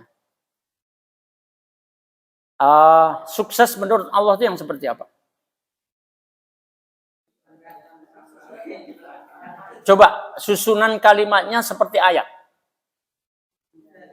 Dihindarkan dari api neraka. Pertama yang disebut oleh Allah adalah terhindarkan dari api neraka. Bagaimana supaya kita terhindarkan dari api neraka? Harus bersih dari dosa. Satu. Kemudian yang kedua apa? Sukses itu. Dan dimasukkan ke dalam surga. Syaratnya apa masuk surga? Juga bersih dari dosa. Karena tidak mungkin kita masih punya dosa masuk surga, itu nggak mungkin. Ya, kan kita dulu sudah pernah simpulkan bahwa untuk terhindarkan dari api neraka dan dimasukkan ke dalam surga, syaratnya sama, bersih dari dosa. Ya, Adam dan Hawa, kakek moyang kita, diusir dari surga karena dia punya satu kesalahan. Kan gitu kan? Gak layak ada di dalam surga kalau melakukan kesalahan. Harus dibersihkan dulu. Nah, lihat, kita sekarang ke ayat 136. Apa yang diberikan oleh Allah? Adalah kesuksesan sebenarnya. Sukses menurut Allah. Makanya Allah mendahulukan dengan apa? Ulaika jazaa'uhum maghfiratum mir rabbihim. Nah, lihat. Yang pertama diberikan oleh Allah kepada hamba-hambanya yang bertakwa, yang kemudian merealisasikan sifat-sifat mutakin sebagaimana yang kita bahas tadi, mulai dari berinfak dan seterusnya, ya. Yang diberikan oleh Allah adalah pertama, Allah ampuni supaya tidak tersentuh api neraka, supaya terhindarkan dari api neraka. Dan kemudian sebenarnya kalau sudah mendapatkan maghfirahnya Allah, ya sudah otomatis dia akan masuk surga. Tapi Allah menekankan, di samping Allah memberikan pengampunan, juga wajannatun, juga diberikan surga. Masya Allah. Lihat ibu orang-orang yang bertakwa yang mempunyai sifat tadi. Ya, maka berlomba-lomba kita untuk mempertahankan amaliyah Ramadan karena itu ada bagian dari bukti ketakwaan kita, ya. Nah, oleh sebab itu Ibu rahimakumullah, ada satu hal juga harus kita perhatikan. Ini evaluasi takwanya, ya. Takwa yang hakiki maksudnya, ya. Tidak hanya berkaitan dengan amal-amal dohir. Infak amal dohir, betul? Ya. Mengendalikan amarah juga amal dohir juga, walaupun juga terbawa oleh amal hatinya, ya. Dan sebagainya. Lihat nanti diulang lagi itu mulai sifat-sifat ketakwaan itu hampir semuanya adalah amal dohir. Cuma ingat Ibu rahimakumullah, ketakwaan yang hakiki tidak hanya amal dohir. Bahkan takwa itu meliputi dua amaliyah. Amal dohir juga amal batin. Ya. Kalau soal amal dohir, insya Allah orang itu gampang melakukannya. Kalau cuma amal dohir. Ya. Gampang, asal punya gampang. Contoh, Ibu rahimakumullah. Seseorang pribadi membangun sebuah masjid. Bahkan ada beberapa masjid yang dia bangun. Dan satu masjid makan biaya miliaran. Buktinya bisa. Buktinya bisa kan? Tapi coba Ibu jawab. Seandainya yang dia gunakan dana membangun masjid. Membangun masjid kan bagus kan? Allah janji kok akan membangunkan rumah di surga. Betul kan? Tapi kalau sekiranya dana yang dia gunakan untuk membangun masjid di mana-mana itu sumbernya dari pekerjaan yang haram, kira-kira bagaimana dia nasibnya? Membangun masjid dohir itu adalah bukti ketakwaannya. Nanti akan saya bacakan ini bagaimana pendapatnya atau tafsirnya Ibnul Qayyim Al-Jauziyah, juga tafsirnya Ibnu Katsir berkaitan dengan takwa yang hakiki. Yang ini harus kita perhatikan betul nih, ya. Jadi kalau amal dohir, membangun masjid dohir, sholat ke masjid ke musola dohir, memakmurkan masjid musola dohir, ya. Jenengan infak dohir semuanya. Ingat, takwa itu tidak hanya amal dohir. Ya. Pak, tolong ini yang laki-laki nih. Ya. Seandainya nih kita dibandingkan tentang sholat kita ini Pak ya. Tentang sholat kita. Pak Rahmat jangan ngantuk. Gitu. Ditengok-tengok nunduk. Ya. Kalau sholat kita ini, sholat kita dibandingkan dengan sholatnya secara dohir ya, secara dohir. Dibandingkan dengan sholatnya Abdullah bin Ubay bin Salul secara dohir, kira-kira kualitasnya lebih baik mana? Secara dohir. Sama. Emangnya jenengan pernah sholat bersama Rasulullah? Halo? Yang ini ngantuk ini begini nih. Ya. Oh ya gerakan. Kan mosok ngomong kualitas cuma gerakan. Ya kan ngomong kualitas. Abdullah bin Ubay bin Salul sholat berjamaah dengan Rasulullah SAW. Ya, bahkan di akhir hayatnya, ketika dia sudah jadi mayat, saya nyebutnya mayat aja dia. Ya, kalau ibu jenazah aja ya. Ya sama aja loh jenazah kalau jenazah.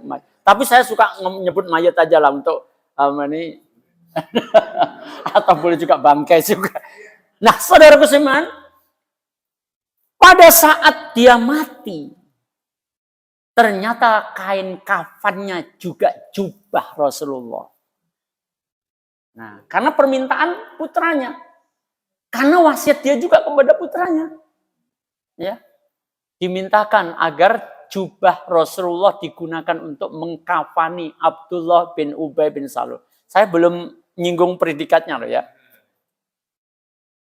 Tapi Ibu Rahmatullah ingat, amal dohirnya sampai mayitnya dikafani dengan jubah Rasulullah. Ingat, Abdullah bin Ubay adalah tokoh munafik. Ya, tokoh munafik. Dohir dia salat bersama Rasulullah. Tetapi dalam hatinya tersembunyi kebenciannya terhadap Rasulullah dan orang-orang Islam. Hatinya nggak bertakwa walaupun dohirnya bertakwa. Ingat ini ya. Dohirnya bertakwa, sholat bersama Rasulullah. Masya Allah. Mayatnya dikafani dengan jubah Rasulullah. Tapi batinnya bukan orang yang bertakwa. Selamat nggak dia di akhirat? Enggak selamat. Tetap akan menjadi intipnya neraka. Apa itu intipnya neraka, Bunda? Keraknya neraka. Karena orang munafik memang dinyatakan oleh Rasulullah, oleh Allah Subhanahu wa taala, tempatnya adalah di dasarnya neraka jahanam. Nah, saudaraku seiman yang Allah Allah Subhanahu wa taala, oleh sebab itu, ya, amal-amal dohiriyah yang kita tadi ingatkan pada diri kita, tolong dibarengi dengan ketakwaan yang ada di dalam hati. Apa itu takwa amal hati? Keikhlasan. Ya, ingat dengan kalimat surat Al-An'am ayat 162, "Qul inna sholati wa nusuki wa mahyaya wa mamati lillahi rabbil alam." Ya. Ingat, semua perjalanan kehidupan kita sampai mati kita, ibadah kita, sampai ibadah khusus nusuk, ya. Kemudian kekhususannya adalah berkaitan dengan kurban. Ya. Semuanya adalah lillahi ta'ala. Ingat, kita dalam kitab At-Targhib wa Tarhib, bab yang pertama kita bicara keikhlasan, bab kedua kita diingatkan bahayanya riya dan sebagainya. Ya. Kenapa demikian, saudaraku seiman? Ingat, Rasulullah Shallallahu Alaihi Wasallam menyatakan dalam satu hadis, at-taqwa hahuna. Ketakwaan itu ada di sini. Sampai beliau menepuk dada beliau 3 kali. At-taqwa hahuna, at-taqwa hahuna, at-taqwa hahuna. Takwa itu ada di sini. Ya. Takwa itu ada di sini. Ya. Maka oleh sebab itu, Imam An-Nawawi rahimahullah ta'ala, beliau ketika mentafsirkan hadis at-taqwa hahuna, beliau menyatakan yang artinya sesungguhnya amalan perbuatan yang tampak, ya, amal perbuatan yang tampak berarti amal dohir, ya. Amal perbuatan yang tampak berarti dohir tidaklah mesti menunjukkan adanya takwa yang hakiki. Ingat, kalimat pertama ini Masya Allah bikin kita menangis. Ya. Amal dohir itu yang tampak oleh mata tidak mesti menunjukkan ketakwaan. Loh, kan tadi ayatnya sudah jelas gitu. Iya, itu kan kita baca begitu aja. Kan kita cuma baca begitu aja. Artinya yang kita baca. Tapi kalau ibu semangat berinfak, kemudian tidak lillahi ta'ala, kira-kira gimana? Infak ibu diterima? 3 golongan manusia yang akan dinyalakan neraka pertama kali. Atau dimasukkan ke dalam neraka yang pertama kali. Salah satu di antara golongan itu adalah orang yang dermawan. Orang yang dermawan. Loh kok bisa dimasukkan ke dalam neraka? Karena dia tidak ikhlas. Dia mengaku di hadapan Allah. Seperti nanti kita akan baca ayatnya. Orang-orang munafik itu menipu Allah. Hendak menipu Allah. Ya. Nah saudaraku, berinfak tapi tidak ikhlas. Ya. Katanya memaafkan tapi masih rasan-rasan. Pokoknya sampai 7 turunan saya nggak akan lupa. Ya. Masya Allah. Judulnya halal bihalal. Saring menghalalkan. Salaman iya. Begitu mojok sama temannya. Emangnya saya lupa dengan dia. Perbuatan. Ini apa loh. Ya Masya Allah. Ya. Ikhlas. Kalau berbuat dohir yang ikhlas. Ada amal hatinya takwa itu. Ya. Maka kemudian Imam Ibnu Katsir melanjutkan. Ya. Saya ulangi. Sesungguhnya amalan perbuatan yang tampak, amalan dohir, tidaklah mesti menunjukkan adanya takwa pada orang itu. Ya. Akan tetapi, kata Imam Ibnu Katsir, takwa yang sebenarnya, nah ini lihat nih, takwa yang sebenarnya terwujud pada apa yang terdapat dalam hatinya. Nah ini, makanya kita nggak boleh menilai orang serampangan. Nggak boleh kita sembarangan nuduh orang.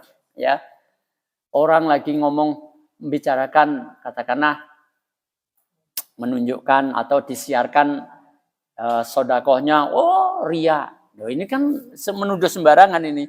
Padahal menampakkan sodakoh boleh. Ya, nah, jadi ingat, Imam An-Nawawi menyatakan akan tetapi takwa yang sebenarnya itu terwujud pada apa yang terdapat dalam hati manusia. Kemudian beliau memberikan contoh, ya. Di dalam hatinya orang yang bertakwa yang sebenarnya harus satu di antaranya yang disebut oleh Imam An-Nawawi adalah ada sifat selalu mengagungkan Allah. Ramadan kita diajari seperti itu, Ibu Rahmatullah. Kita selalu mengagungkan Allah Subhanahu wa taala. Bahkan kemudian di Idul Fitrinya kita kemudian takbiran. Kan untuk pengagungan Allah. Ya. Kemudian yang berikutnya, di dalam hatinya harus tertanam kuat rasa takut kepada Allah. Ya. Harus tertanam betul rasa takut kepada Allah. Yang berikutnya disebut oleh beliau adalah di dalam hatinya juga selalu merasa diawasi oleh Allah. Lihat, Bismillah, ya. Harus ada apa, Bu? Yang pertama, dalam hati kita. Kalau kita benar-benar mau menelusuri, aku ini benar-benar takwa yang sebenarnya atau enggak sih? Aku ini benar-benar takwa yang hakiki atau hanya takwa dohir saja? Itu harus ada di dalam hati kita setidak-tidaknya 3 tadi. 1, sifat kita selalu mengagungkan Allah. Makanya tadi yang berkaitan dengan pengampunan Allah kan harus ada i'tiqad. Kita harus yakin bahwa Allah Hanya Allah sajalah yang bisa mengampuni dosa kita. Itu namanya pengagungan. Kemudian ada rasa takut kepada Allah. Kalau orang itu punya rasa takut kepada Allah, ini yang akan ngerem. Ngerem untuk berbuat salah. Kemudian berikutnya apa, Bu? Harus selalu merasa diawasi oleh Allah. Ramadan begitu enggak? Merasa diawasin oleh Allah enggak? Iyalah, di rumah sendirian, enggak ada siapa-siapa yang enggak berani nyeruput sisa kolak kok. Itu Ramadan itu, ya. Siang hari maksudnya, siang hari. Wah, mumpung enggak ada siapa-siapa nih, ada kolak tinggal setengah gelas. Enggak berani. Ima cuma nyolek terus mau enggak berani. Karena merasa takut sama Allah, merasa diawasi oleh Allah. Dan itu kalau terpelihara sampai di luar Ramadan, Masya Allah. Itulah yang hakiki. Makanya Allah di dalam surat An-Nisa ayat 142. Lihat ini ya. Surat An-Nisa ayat 142. Allah kemudian mengangkat. Jangan sampai, na'udzubillah min dzalik. Mudah-mudahan kita dan keluarga kita terjauhkan dari sifat kemunafikan ini ya. Allah menyatakan innal munafiqina yukhadi'una Allah wa huwa khadi'uhum wa idza qamu ila salati qamu kusala yura'una an-nasa wa la yadhkuruna Allah illa qalila. Bahwa sesungguhnya orang-orang munafik itu hendak menipu Allah. Kalau kata-kata menipu jangan langsung ngomong saya nggak pernah nipu Allah. Ntar dulu. Ya, ntar dulu. Karena kalimat nipu ini dijelaskan oleh Allah dalam bentuk tabiat. Perbuatannya kayak apa gitu loh ya. Bagaimana itu menipu Allah? Dan Allah akan membalas tipu daya mereka. Bagaimana bentuk menipu Allah itu? Apabila mereka berdiri untuk sholat, mereka berdiri dengan malas-malasan. Nah, kata malas-malasan itu jangan jasad. Misalkan, kok sholat kok begitu? Ini malas. Bukan itu maksudnya. Bukan itu. Malas-malasan sholat. Ya. Dia enggan untuk sholat bisa. Tetapi yang terpenting adalah ketika dia sholat hanya bermaksud untuk riya. Riya'an nas. Dia bermaksud untuk mencari pujian manusia. Dia mah pemakmur masjid. Betul, pemakmur masjid. Tapi ternyata dia hanya pengen disebut sebagai orang yang soleh. Hati-hati. 3 golongan manusia yang dimasukkan ke dalam neraka selain orang dermawan, apalagi Bu? Orang yang berjuang di jalan Allah. Yang pertama ini. Jihad fisabilillah sampai gugur. Kira-kira orang menyangka apa ini? Orang syahid. Disebut gitulah. Syahid. Di mata manusia ya. Kira-kira tempatnya di mana? Surga. Ini mati yang mulia banget. Tapi ingat, amal batinnya dilihat oleh Allah. Ketika datang di hadapan Allah ditanya. Dia ngaku aku berjuang karena engkau ya Allah. Apa kata Allah? Kadzabta, kamu berdusta. Semua orang dikelabui, semua orang menyangka dia ini adalah ahli surga. Karena berjuang di jalan Allah. Karena orang tidak bisa membaca hatinya. Halo? Takwa hahuna. Ya, takwa itu ada di sini, kata Rasulullah. Nggak bisa kita membaca hati orang. Tapi Allah nggak bisa dikelabui. Wa nahnu na'lamu nuwaswisu bihi nafsu. Dan aku, kata Allah, mengetahui apapun yang dibisikkan dalam hatinya. Manusia semuanya nggak bisa baca hatinya orang. Tapi Allah menyatakan kadzabta, kamu dusta. Akhirnya orang ini diseret pada mukanya, dilemparkan ke dalam neraka. Padahal orang menyangka dia masuk. Yang berikutnya apa? Nah, ini yang bikin saya ketakutan. Seorang qori yang mengajarkan, belajar Al-Quran dan mengajarkan Al-Quran. Masya Allah. Ya. Khairukum man ta'allama Al-Quran wa 'allamahu.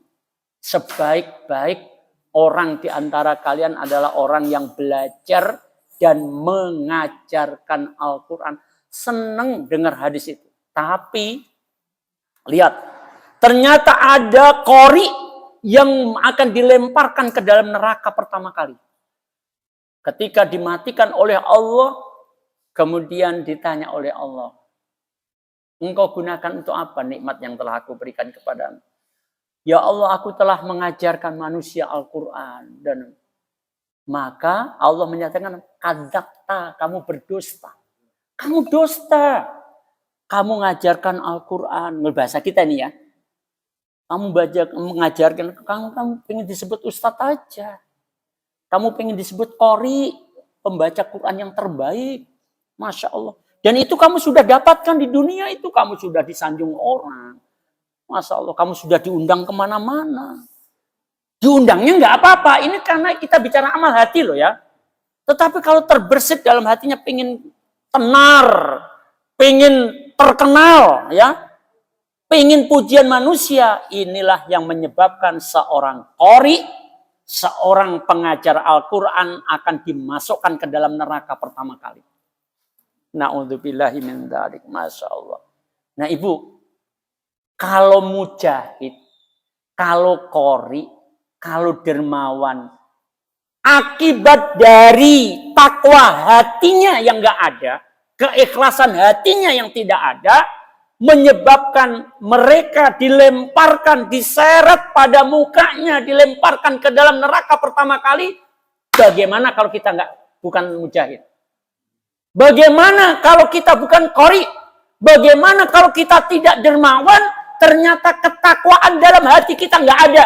Adanya cuma dohir saja. Tentu lebih celaka kita. At-taqwa hahuna. At-taqwa hahuna. Masya Allah. Terakhir ibu-ibu dan bapak sekalian. Ibnu Qayyim Al-Jauziyah. Beliau mengangkat surat Al-Hajj ayat 32. Ya. Surat Al-Hajj ayat 32. Dzalika wa man yu'azzim sya'airallah fa innaha min taqwal qulub. Surat Al-Hajj ayat 32. Surat ke-22 ayat 32. Agak mulur dikit nggak apa-apa ya. Pertama ketemu ya harus lama lah. Sampai duhur. Sampean seneng aku ngap-ngapan. Ya. Ayat Allah yang mulia. Dzalika wa may yu'azzim sya'airallah fa innaha min taqwal qulub. Demikianlah perintah Allah, dan barang siapa yang mengagungkan syiar-syiar perintah Allah, syariat-syariat Allah diagungkannya, didohirkannya, maka sesungguhnya itu timbul dari ketakwaan dalam hatinya. Harus tembus maksudnya, ya, harus tembus sampai hatinya, ya. Artinya keikhlasan tadi. Makanya beliau sampai menyatakan, Ibnu Qayyim Al-Jauziyah, kalau tadi bahasanya Imam Ibnu Katsir bagaimana? Semua amal yang tampak atau dohir tidak mesti itu menunjukkan ketakwaan seseorang. Tetapi apa? Ketakwaan yang sebenarnya itu apa? Kata Imam Ibnu Katsir, apa yang ada di dalam hatinya. Kemudian beliau memberikan contoh apa? Yang harus ada di dalam hati. Di antaranya apa? Selalu mengagungkan Allah, takut kepada Allah. Yang berikutnya, selalu merasa diawasi oleh Allah. Nah, Imam Ibnu Qayyim Al-Jauziyah menyatakan yang artinya, ketahuilah, sesungguhnya seorang hamba hanyalah mampu melalui tahapan-tahapan perjalanan menuju ridho Allah. Kita semuanya menempuh perjalanan menuju ridhonya Allah itu sesuai dengan kesanggupan kita. Fattakullah mastata'tum, bertakwalah kepada Allah sesuai dengan kesanggupanmu. Ya, makanya ridho Allah diberikan juga sama dengan rahmat Allah, beda-beda. Takwa itu juga beda-beda. Ya. Sesungguhnya hamba hanya mampu melalui tahapan-tahapan perjalanan menuju ridhonya Allah. Menuju penggapaian ridhonya Allah. Dengan hati dan keinginan yang kuat. Ya. Ini catatannya nih. Bukan sekedar. Ya, bukan sekedar dengan perbuatan anggota tubuh saja. Ya, bukan sekedar amaliyah tubuh saja. Amaliyah dohir maksudnya ya. Dan kemudian beliau menutup, dan takwa yang hakiki. Takwa yang hakiki adalah takwa dalam hati. Dan bukan takwa pada anggota badan saja. Digabung. Jadi takwa yang hakiki itu ada dalam hati. Bukan hanya yang terdohirkan saja. Bukan hanya yang tampak saja maksudnya. Ya. Maka kuncinya adalah takwa itu ada dua. Amal dohir juga amal batin. Amal dohir gampang kita perbuat. Amal batin ini yang paling susah. Ya. Maka mintalah kepada Allah. Rasul sudah ngajarin ketakwaan itu diminta. Ketakwaan itu diminta. Di antaranya apa, Bu? Allahumma ati nafsi taqwaha wa zakkiha anta khairu man zakkaha anta waliyuha wa maulaha. Itu kan sering zikir pagi, zikir sore ya. Ya Allah ya. Aku mohon kepadamu ketakwaan atas jiwaku. Bersihkan jiwaku ya Allah. Enggak ada yang bisa membersihkan jiwaku kecuali Engkau ya Allah. Ya kan gitu kan? Ya. Dan seterusnya. Atau juga dengan doa apa? Yang lainnya. Allahumma inni as'alukal huda wattuqa wal afafa wal ghina. Di samping kita minta petunjuk al-huda, kita juga minta at-tuqa, ketakwaan. Diminta. Atau dalam bentuk yang lain. Kalau kita bicara tentang istiqomah. Sebenarnya puncak dari doa istiqomah adalah ihdinas siratal mustaqim. Ya, itu puncaknya. Tapi dalam hadis ada juga yang kalimat lain. Misalkan, ya muqallibal qulub, tsabbit qalbi ala dinik, wa ya musarrifal qulub, sarrif qalbi ala ta'atik. Itu juga menjadi bagian dari agar kita istiqomah dalam ketakwaan. Wallahu a'lam bishawab. Barakallahu fikum. Ini saja Ibu dan Bapak sekalian dalam kita melanggengkan amaliyah Ramadan, karena kita butuh ketakwaan itu sepanjang hayat masih dikandung badan, kita tetap butuh takwa sampai kita disowankan. Ya Bu Lapi, kita sampai disowankan kepada Allah harus dalam keadaan takwa kepada Allah. Disowankan kepada Allah itu maksudnya apa?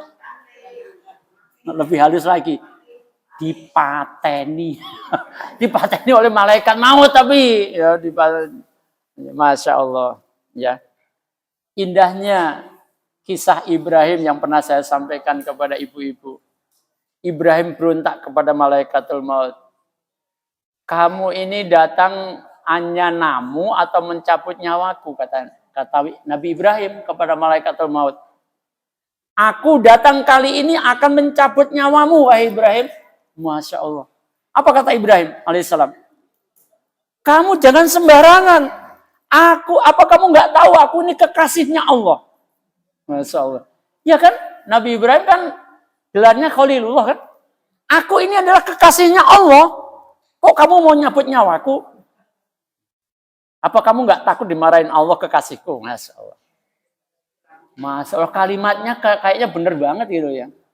Maka kemudian malaikatul maut lapor kepada Allah. Ya Allah, Ibrahim nggak mau dicabut nyawanya.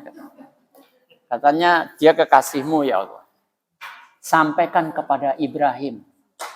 Apakah Ibrahim mau ketemu dengan kekasihnya? Masya Allah. Cuma senjatanya itu aja. Maka malaikatul maut kembali kepada Ibrahim alaihissalam. Wahai Ibrahim, katanya kamu kekasihnya Allah. Iya. Kamu pengen ya ketemu kekasihmu? Ya maulah, pengen lah. Ya kalau gitu tak cabut nyawamu. Akhirnya Ibrahim nyerah juga. Masya Allah, luar biasa kisah ini ya.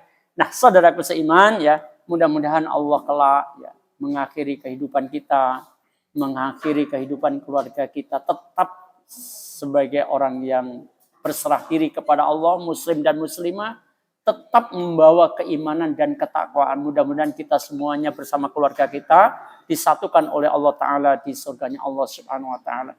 Wallahu a'lam bishawab. Barakallahu fikum. Akhiru da'wan alhamdulillahirabbil alamin. Sallallahu nabiyina Muhammadin sallallahu alaihi wasallam. Enggak usah ada dialog ya. Kita cukupkan pertemuan kita dengan kifaratul majelis. Subhanakallahumma wa bihamdika asyhadu an la ilaha illa anta astaghfiruka wa atubu ilaik. Akhiru da'wana alhamdulillahirabbil alamin. Sallallahu Muhammadin sallallahu alaihi wasallam. Kita tutup. Wassalamualaikum warahmatullahi wabarakatuh.